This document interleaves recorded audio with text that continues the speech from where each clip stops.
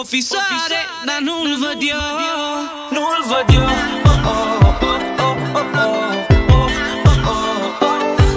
Nu-l văd eu.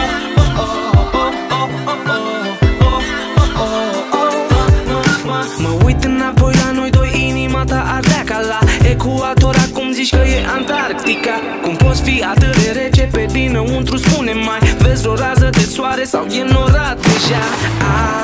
Un fel de răni emoționale. Pui sare pe rană și apoi întreb de ce mă doare. Nu vezi că vine ploaia, începe telenovela. Mami sună pe Rihanna să ne împrumute ambavela. Între noi e furtună iar, devastăm tot ca un uragan. Ne mințim ca la meteo, o fi soare, dar nu-l văd eu. Între noi e furtună iar, devastăm tot ca un uragan. Ne mințim ca la meteo, o fi soare, dar nu-l văd eu. Nu-l văd eu.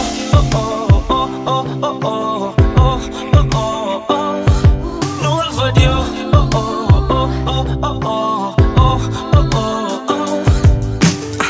Între noi doi totul e rece, iar timpul tot trece. Eu m-am săturat de atâta vânt, nici nu mai pot să cred că toate trec. Știu doar că vreau să plec oriunde pe acest pământ. Doar vreme instabilă între noi, e furtună. Între noi e furtună iar, devastăm tot ca un uragan. Ne mințim ca la meteo, o fi soare, dar nu-l văd eu. Între noi e furtună iar, devastăm tot ca un uragan. Ne mințim ca la meteo, o fi soare, dar nu-l văd eu.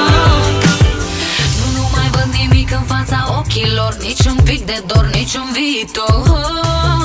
Soarele nostru e ascuns după nori, e plin de tunete, fulgere și fior.